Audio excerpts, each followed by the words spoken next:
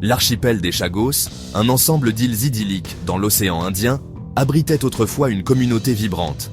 Pendant des générations, les Chagossiens, un peuple d'ascendance africaine et asiatique, ont prospéré sur ces îles. Ils pêchaient dans les eaux abondantes et cultivaient la terre fertile, leur vie profondément liée au rythme naturel de leur île natale. Leur existence, cependant, allait être irrémédiablement bouleversée par les forces de la géopolitique et la paranoïa de la guerre froide. Dans les années 1960, les États-Unis, désireux d'établir une présence militaire dans l'océan Indien, ont jeté leur dévolu sur Diego Garcia, la plus grande île de l'archipel des Chagos. Un accord secret a été conclu entre les États-Unis et le Royaume-Uni, la puissance coloniale des îles Chagos. Le plan était aussi simple que cruel: dépeupler les îles pour faire place à une base de bombardiers stratégiques. Entre 1967 et 1973, le peuple chagossien a été systématiquement expulsé de sa patrie. Sous prétexte d'offres d'emploi temporaires, les insulaires ont été attirés à Maurice, une nation insulaire voisine. Une fois sur place, on leur a refusé le retour chez eux, leurs appels au rapatriement restant lettre morte. Les Chagossiens ont été dispersés, leur communauté déchirée, leurs liens avec leur terre ancestrale rompus. Le gouvernement britannique, complice de cet acte de déplacement forcé, a prétendu que les îles Chagos étaient inhabitées. Ce mensonge flagrant a servi à légitimer leurs actions et à faire taire le cœur croissant de la condamnation internationale. Les Chagossiens, dépouillés de leurs maisons et de leurs droits, ont dû reconstruire leur vie en exil, hantés par la perte de leur paradis. L'expulsion forcée des Chagossiens est un exemple frappant du coût humain du colonialisme et de la militarisation. Déracinés de leur foyer et de leur mode de vie, les Chagossiens ont dû faire face au traumatisme du déplacement. Des familles ont été déchirées, leur tissu social déchiqueté, leur patrimoine culturel menacé d'extinction. Dispersés dans divers pays, les Chagossiens ont été confrontés à d'immenses difficultés et à la discrimination. Beaucoup ont sombré dans la pauvreté, luttant pour s'adapter à des environnements et des cultures inconnues. Les cicatrices psychologiques du déplacement étaient profondes, se manifestant par des sentiments de perte, de colère et de désespoir.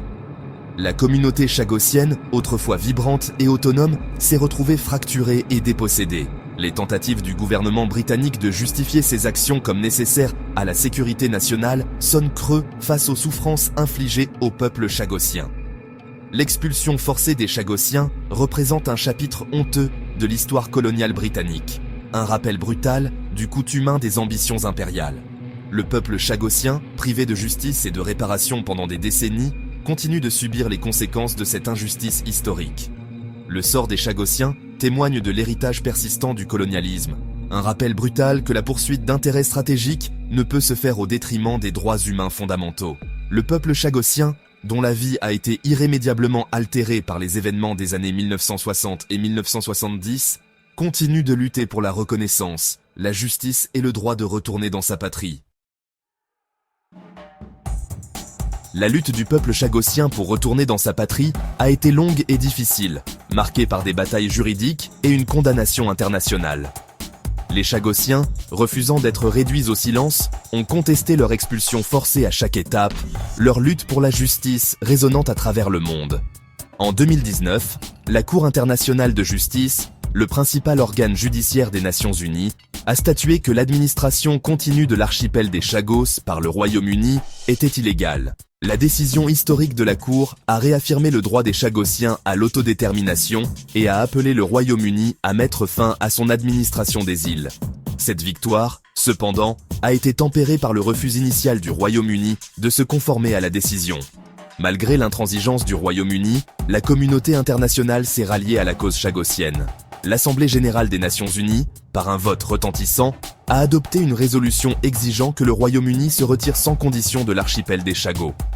Ce soutien massif de la communauté internationale a envoyé un message clair. L'expulsion forcée des Chagossiens était une grave injustice qui ne pouvait plus être ignorée. La poursuite indéfectible de la justice par les Chagossiens a mis en lumière le sort des peuples dépossédés du monde entier. Leur lutte sert d'inspiration aux communautés marginalisées, qui luttent pour leurs droits et leur dignité. Événement important. Le Royaume-Uni et Maurice ont conclu un accord en 2024 pour restituer l'archipel des Chagos à la souveraineté mauricienne. Cet accord, point culminant de décennies de campagnes acharnées menées par le peuple chagossien et ses alliés, a marqué un tournant potentiel dans sa longue lutte pour la justice. L'accord, cependant, n'est pas sans défaut, laissant de nombreuses questions sans réponse quant à l'avenir du peuple chagossien. Bien que l'accord reconnaisse le droit des Chagossiens à retourner dans leur patrie, il exclut Diego Garcia, le site de la base militaire américaine, de cette disposition. Cette exception, une pilule amère à avaler pour de nombreux Chagossiens, souligne l'héritage persistant de la politique de la guerre froide et la priorisation continue des intérêts stratégiques sur les droits de l'homme. L'accord comprend également un bail de 99 ans de Diego Garcia au Royaume-Uni, renforçant encore la présence militaire américaine dans la région. Les Chagossiens, bien que prudemment optimistes quant à la perspective d'un retour, restent méfiants à l'égard des gouvernements britanniques et mauriciens.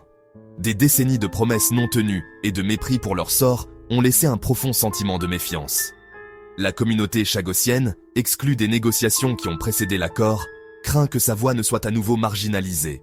L'avenir des Chagossiens dépend de la pleine mise en œuvre de l'accord de 2024 et de l'engagement réel de toutes les parties concernées à réparer les torts du passé.